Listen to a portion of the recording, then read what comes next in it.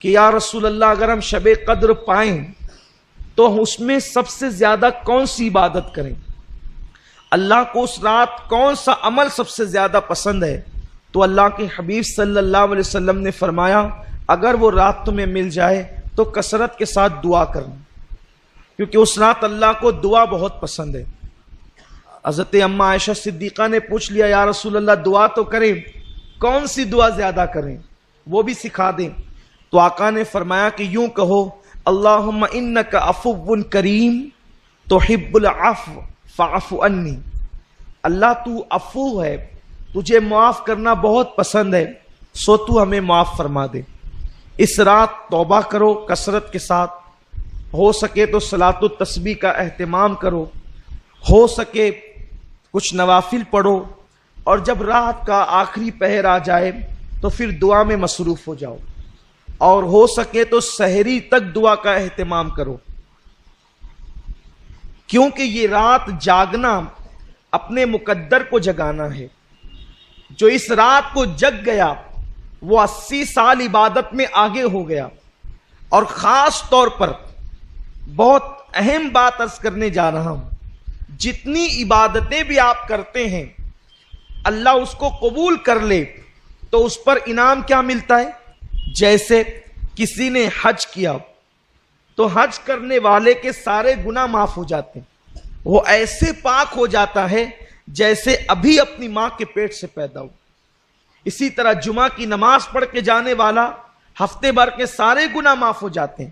اسی طرح رمضان شریف کے روزے رکھنے والا گزشتہ رمضان شریف اور اس رمضان شریف کے درمیان جتنے گناہ کیے تھے اللہ سب معاف کر دیتا ہے، سارے گناہ معاف ہوتے ہیں۔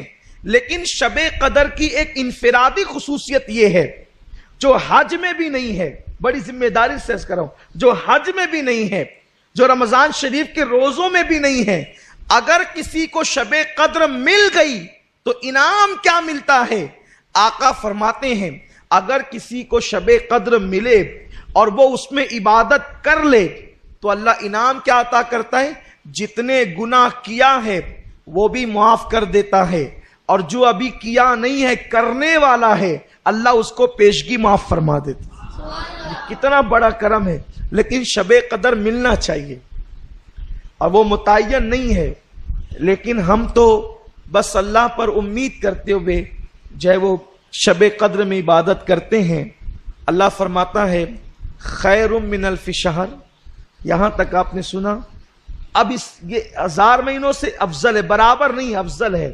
پھر فرماتا ہے تنزل الملائکہ والروح، اور اس رات فرشتے آتے ہیں اور جبریل علیہ السلام آتے ہیں، اور کیا کرتے ہیں؟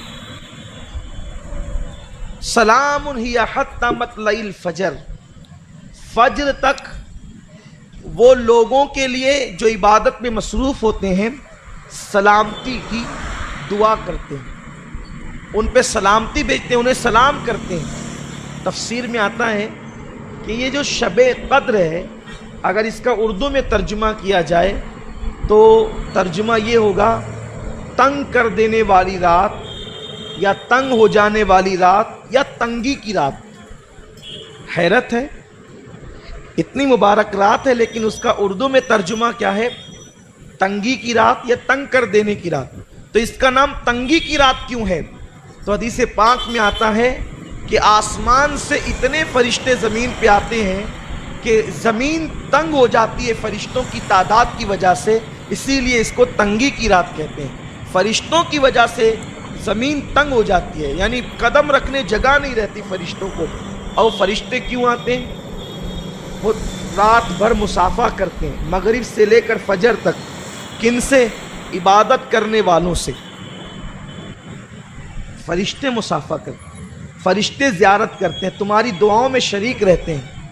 اور بعض مفسرین نے تو یہ بھی بتا دیا کہ فرشتے مسافہ کرتے ہیں، اس کی نشانی اور علامت کیا ہے؟ فرماتے ہیں اگر شب قدر میں عبادت کرتے ہوئے تمہاری آنکھوں سے آنسو جاری ہو جائے، یا بدن پر خوف کی کیفیت طاری ہو جائے، یا عبادت میں کیف و سرور ملنے لگے، تو سمجھ جاؤ کہ اب وہ وقت آ گیا ہے کہ فرشتے تم سے مصافحہ کر رہے ہیں، جبریل امین تم سے مصافحہ کر رہے ہیں۔ اور یہ جبریل اور فرشتے شب قدر میں کیوں آتے ہیں، یہ بھی ایک خاص بات ہے۔ حدیث پاک میں آتا ہے کہ فرشتے اور جبریل